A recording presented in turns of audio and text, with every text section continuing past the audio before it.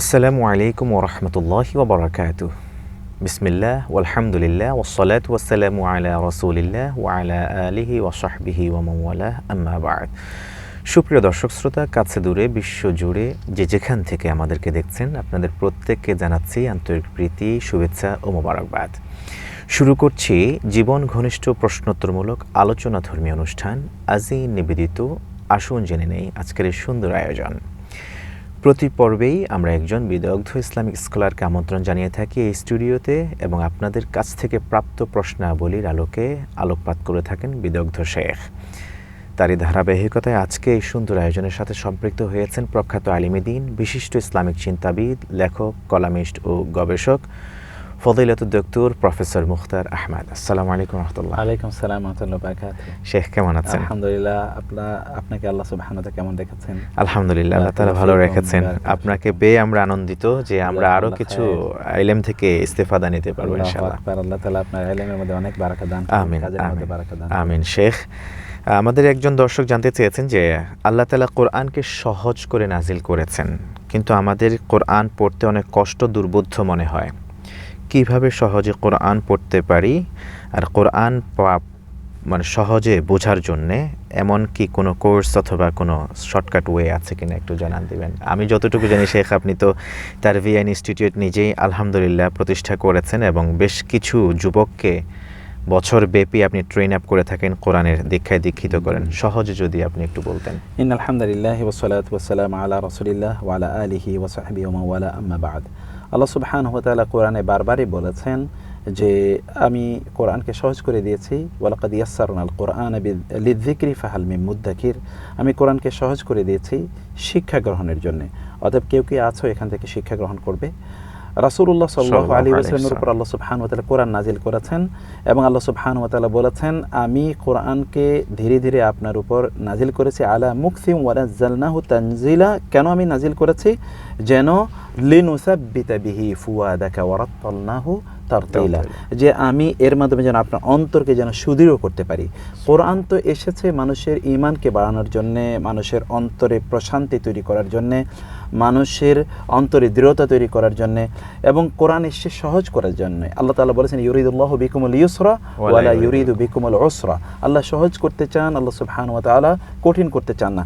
আত-তাইসির, এটি হচ্ছে ইসলামের একটি বৈশিষ্ট্য। তাইসির আল ইউসরা, এটা ইসলামের একটা বৈশিষ্ট্য। আল্লাহ সুবহানাহু ওয়া তাআলা তিনি বলেছেন যে ব্যক্তি যে আল্লাহর প্রতি ঈমান আনে, ওয়াসাদ্দাকা বিল হুসনা ফাসানুয়াসসিরুহু লিল ইউসরা, আমি তার জন্য সহজ করে দিই। যে লা ইলাহা ইল্লাল্লাহর প্রতি ঈমান আনে, দ্বীন শরিয়া মোতাবেক চলতে চায়, যে দান সাদাকা করে, আমি তার জন্য সহজ করে দিই। অতএব সহজ করে এটা আল্লাহ সুবহানাহু ওয়া তাআলার বৈশিষ্ট্য। আল্লাহ তাআলা সহজ করেছেন, তার রাসূল বলেছেন কি আদ-দীনু ইউসরুন ওয়া লা ইউশাদ্দাদ-দীন আহাদুন ইল্লা গালাবা। দিন সহজ, দিনকে যে কঠিন করতে চায় তখন সে পরাজিত হয়। আল্লাহ তাআলা বলেছেন ইয়া আহলাল কিতাবি লা তাগলু ফি দীনিকুম ওয়া লা তাকুলু আলাল্লাহি ইল্লাল হক। দিনের ক্ষেত্রে বাড়াবাড়ি এটা দিনকে জটিল করে দেয়। অতএব দিন তো আল্লাহ সহজ করে দিয়েছেন। অতএব দিনের একটা প্রধানতম বৈশিষ্ট্য হচ্ছে সহজ করা। কোরআন আল্লাহ সুবহানাহু ওয়া তাআলা সহজ করে নাজিল করেছেন, এবং এই জন্য এই পৃথিবীতে সর্বাধিক পঠিত কিতাবের নাম হচ্ছে কোরআন। সর্বাধিক পঠিত সাহাবায়ে কেরাম যাদের উপরে কোরআন নাজিল হয়েছে, বুখারী হাদিসে রাসূলুল্লাহ সাল্লাল্লাহু আলাইহি ওয়াসাল্লাম বলেছেন নাহনু উম্মাতুন উম্মিয়া লা নাকতুবু ওয়া লা নাহসুব। আমরা এমন একটা জাতি, আমরা লিখতেও জানি না, আমরা হিসাবও জানি না, এমন একটা জাতি। এই জাতির উপর আল্লাহ কোরআন নাজিল করেছেন। কোরআন নাজিল হওয়ার পর এই জাতি পৃথিবীর শ্রেষ্ঠতম শিক্ষিত জাতিতে পরিণত হয়েছে। কেবল কি শিক্ষিত, তারা শিক্ষক জাতিতে পরিণত হয়েছে, যেটাকে বলা হয় সিভিলাইজিং নেশন। রাসূল সাল্লাল্লাহু বলেছেন বুইস্তু মুআল্লিমান, আমি মুআল্লিম হিসেবে প্রেরিত হয়েছি। আল্লাহ তাআলা তার রাসূলের ব্যাপারে বলেছেন যে তিনি রাসূলকে পাঠিয়েছেন কি করার জন্য? 4টি কাজ। একটা কাজ হচ্ছে ইয়াতলু আলাইহিম আয়াতিহি ওয়া ইউযাক্কিহিম ওয়া ইউআল্লিমুহুমুল কিতাবা ওয়াল হিকমা, তিনি তালিম দেবেন। এই কিতাবের তালিমই তিনি মানুষকে প্রদান করেছেন। তৎকালীন যুগের লোকদেরকে মানে সাহাবীদেরকে তিনি কি করেছেন? আসলে রাসূল সাল্লাল্লাহু আলাইহি ওয়াসাল্লাম কেবল কিতাব শিখিয়েছেন। কিতাবের ব্যাখ্যাটি হলো সুন্নাহ, হাদিস, তাই তিনি শিখিয়েছেন। এই কিতাবের কারণে এই জাতিগুলো পৃথিবীর সেরা শিক্ষিত জাতিতে পরিণত হয়েছে। এবং আল্লাহর কসম করে বলি, কোনো একজন ব্যক্তি যদি কিতাবের সাথে সম্পর্ক রাখে, আল্লাহ সুবহানাহু ওয়া তাআলা এমনি তাকে ইলমে লাদুনি প্রদান করবেন। ইবনে তাইমিয়া রাহিমাহুল্লাহর মতো ব্যক্তি তিনি বলেছেন যে আমার জীবনের শেষ অধ্যায়ে এসে আমার মনে হয় যে কেন আমি কোরআনের জন্য আমার গোটা সময়টা ব্যয় করলাম না, আমি কেন অন্য জ্ঞান অর্জন করলাম, কোরআনের সাথেই কেন আমার সকল জ্ঞান আমার সময়টা আমি ব্যয় করলাম না। ইমাম মালিক রাহিমাহুল্লাহর মতো ব্যক্তি রমাদান মাস আসলে অন্য সকল জ্ঞান বাদ দিয়ে তিনি কেবলমাত্র কোরআন তেলাওয়াত করতেন, কেবল কোরআন পড়তেন। আলী রাদিয়াল্লাহু তাআলা তিনি বলেছেন, কোরআনের এমন কোনো শব্দ নেই যার অর্থ আমি জানি না, এমন কোনো আয়াত নাই যে আয়াত কোন প্রেক্ষাপটে নাজিল হয়েছে, কার উপর নাজিল হয়েছে, কেন নাজিল হয়েছে, এই আয়াতের ব্যাখ্যা কি, এই আয়াত এর বিধান কি, এটা আমি জানি না, এমন কোনো আয়াত নেই, এমন কোনো আয়াত নেই। ইবনে আব্বাস রাদিয়াল্লাহু তাআলা ছোট সাহাবী, রাসূলুল্লাহ সাল্লাল্লাহু আলাইহি ওয়াসাল্লামের প্রতি যারা ঈমান এনেছে সবচেয়ে জুনিয়রদের মধ্যে তিনি একজন, কিন্তু he has become Tarjamanul Quran, the commentator of the holy Quran. কোরআনের যত তাফসীর সে কোনো না কোনোভাবে ইবনে আব্বাসের সাথে সম্পৃক্ত। ফলে কোরআন তো এটা বারাকা। আল্লাহ তাআলা এই কোরআনকে বলেছেন কিতাবুন আনজালনাহু ইলাইকা মুবারাকুন, বারাকাপূর্ণ কিতাব, লিয়াদাব্বারু আয়াতিহি ওয়া লিয়াতাযাক্কারা উলুল আলবাব। এই কোরআনকে নাজিল তিনি করেছেন, এটা বারাকাপূর্ণ এই কিতাব, এই কিতাবের যেন মানুষ জ্ঞান অর্জন করে, সেজন্য আল্লাহ তাআলা তিনি বলেছেন আমি মানুষ জ্ঞান অর্জন করার জন্য আমি কিতাব নাজিল করেছি। সেই কিতাব কিভাবে কঠিন হয়, হওয়ার কোনো কারণই নাই। কুল উহিয়া ইলাইয়া আন্নাহু ইসতামা'a নাফারুম মিনাল জিন্নি ফাকালু ইন্না সামি'না কুরআনান আজাবা ইয়াহদি ইলার রুশদ ইন্না হাযাল কুরআন ইয়াহদি লিল্লাতি হিয়া আকওয়াম। এই কোরআন তো সবচেয়ে সহজ সঠিক পথ দেখায় মানুষকে, এর মধ্যে কোনো বক্রতা নাই, লা ইওয়াজা ফিহা ওয়ালা আমতা।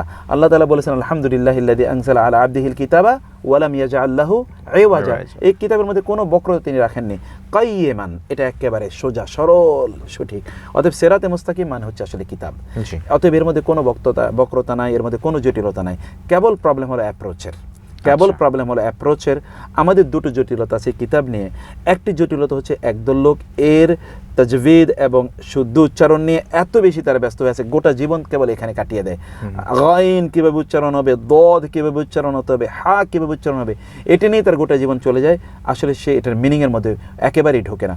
যতক্ষণ পর্যন্ত বিকৃত না হয়, অর্থ বিকৃত না হয়, ততক্ষণ পর্যন্ত উচ্চারণ মোটামুটি হলো ফ্লেক্সিবল রাখা যায়। কিন্তু একেবারে আরবদের মতো করে উচ্চারণ করতে হবে, এটা অনেকের পক্ষে সম্ভব নয়। এই জায়গাটাতে অনেক লোক এখানে তারা ঢুকে যায় এবং এখান থেকে তারা বের হতে পারে না, ফলে তারা কিতাব বোঝে না।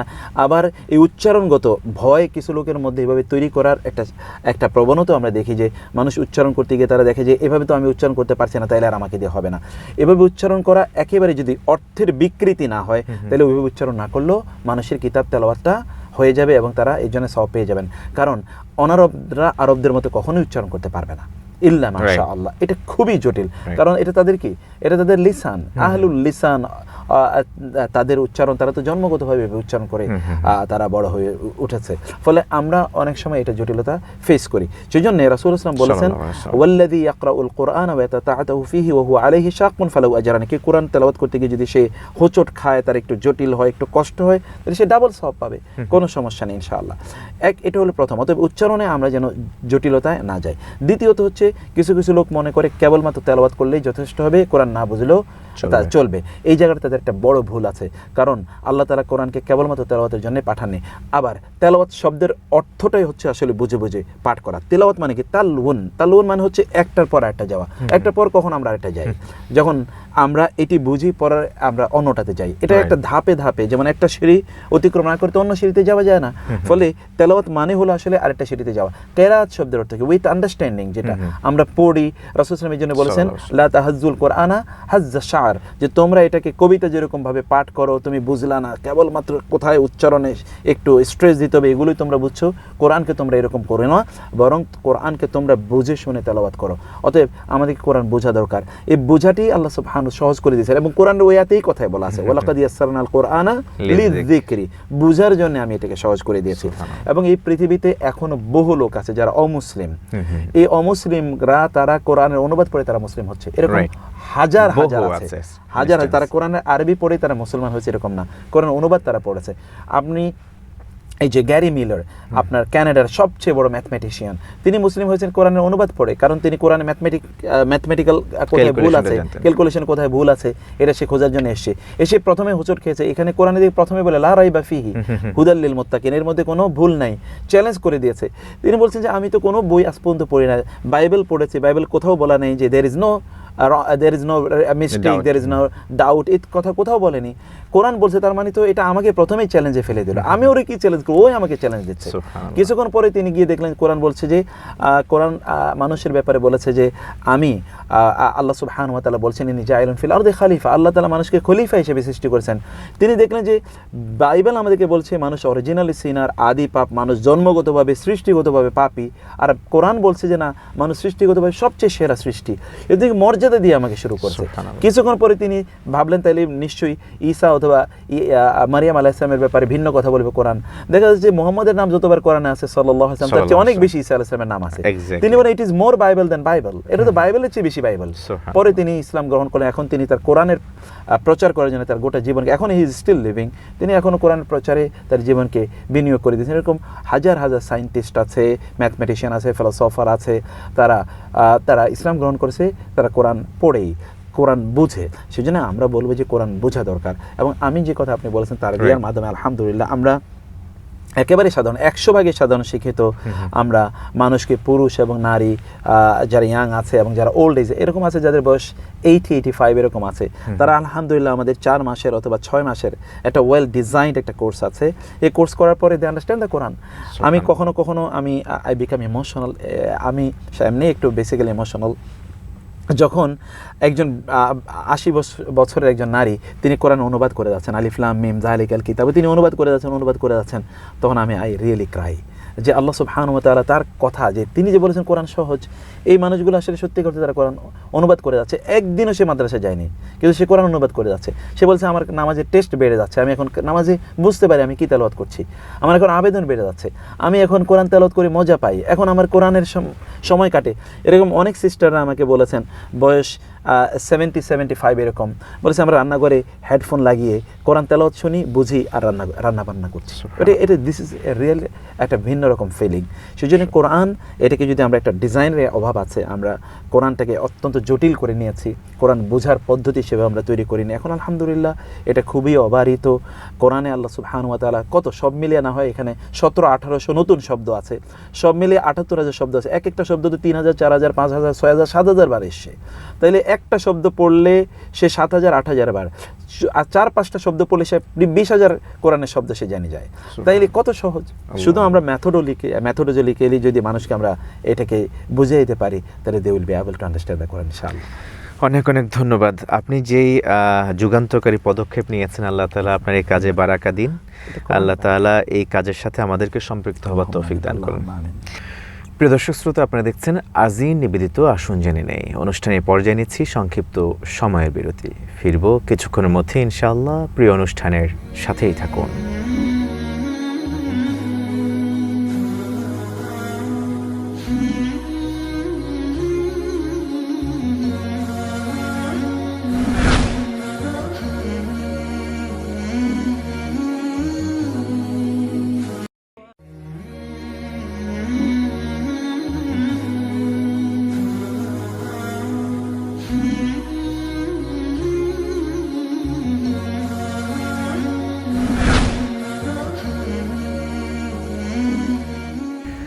আসসালামু আলাইকুম ওয়া রাহমাতুল্লাহি ওয়া বারাকাতুহু। সুপ্রিয় দর্শক শ্রোতা, ফিরে এলাম পূর্বের ধারাবাহিকতায়। আমরা আছি আজিন নিবেদিত আসুন জেনে নেই জীবন ঘনিষ্ঠ প্রশ্নোত্তরমূলক আলোচনা ধর্মীয় অনুষ্ঠানের আজকের এই সুন্দর আয়োজনে। আজকে প্রশ্নের জবাব দিচ্ছেন প্রফেসর মুখতার আহমেদ। এ পর্যায়ে আবারও নিয়ে যাচ্ছি বিজ্ঞ শেখের কাছে। শেখ, আবারও স্বাগত জানাচ্ছি। আমাদের এবারে একটি প্রশ্ন আছে।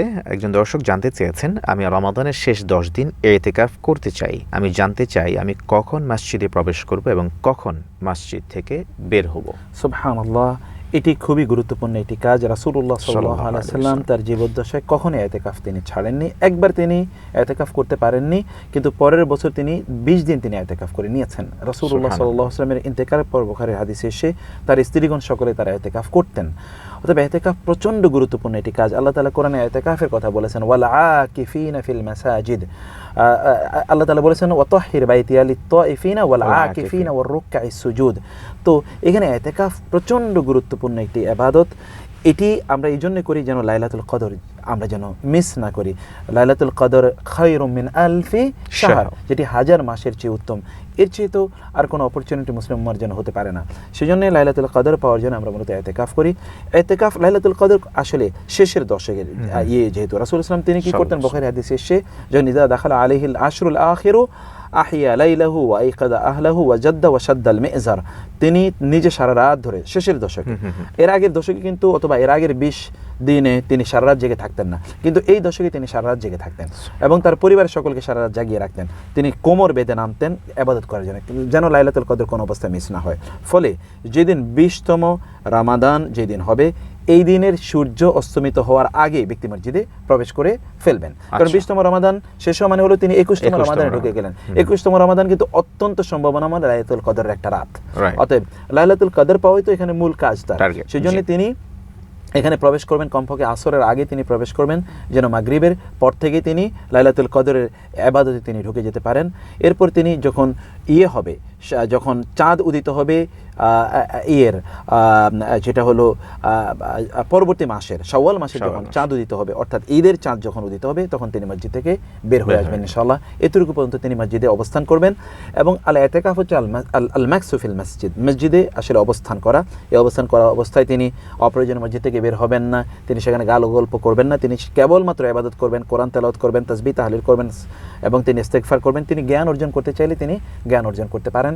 এবং তার একান্ত প্রয়োজন, যেমন তার টয়লেটে যেতে হবে অথবা গোসল করতে হবে, এইরকম কোনো কাজেই কেবলমাত্র তিনি মসজিদ থেকে বের হতে পারবেন, আদারওয়াইজ না।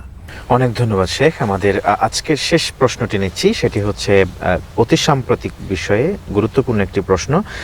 কোভিড-19 দুটো টিকের একটিতে কিংবা উভয়টিতে গর্ভপাতকৃত ভ্রূণ থেকে গৃহীত টিস্যু ব্যবহার করা হয়। প্রশ্ন হচ্ছে, এমন টিকা গ্রহণ করা জায়েজ হবে? দেখুন, আল্লাহ সুবহানাহু ওয়া তাআলা এমন কোন রোগ নাজিল করেননি, নাজিল হাদিসের শব্দ বলছি, যেই রোগের জন্য তিনি দাওয়া নাজিল করেননি। সুবহানাল্লাহ। প্রত্যেক রোজার, এবং এর উপর ভিত্তি করে মুসলিম স্কলাররা তারা যুগ যুগ ধরে, মেডিকেল সায়েন্স তো মুসলমানদের আবিষ্কার, পুরোটাই মুসলমানদের। এটা কেন করেছে?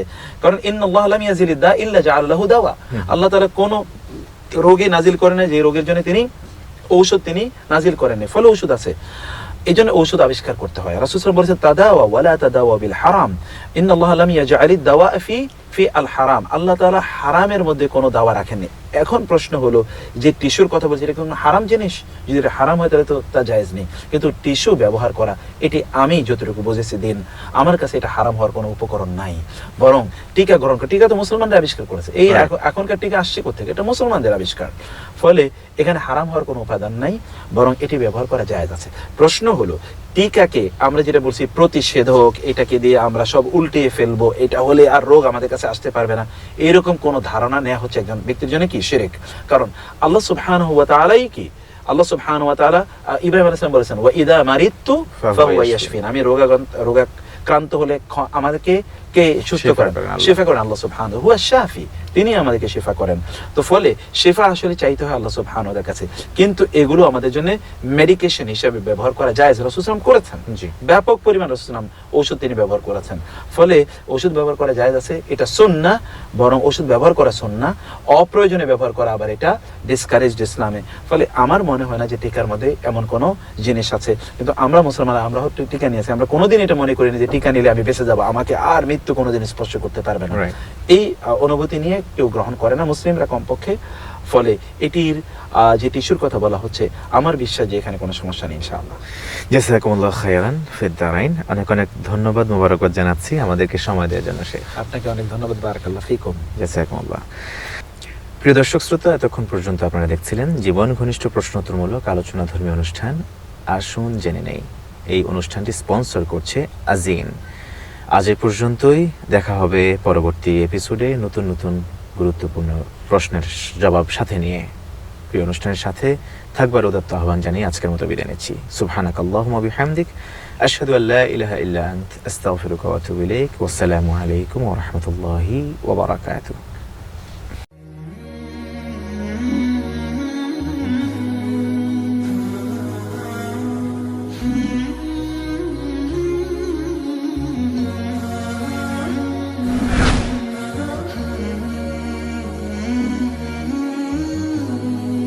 শুদ্ধতার সাথে চ্যানেল এইচ।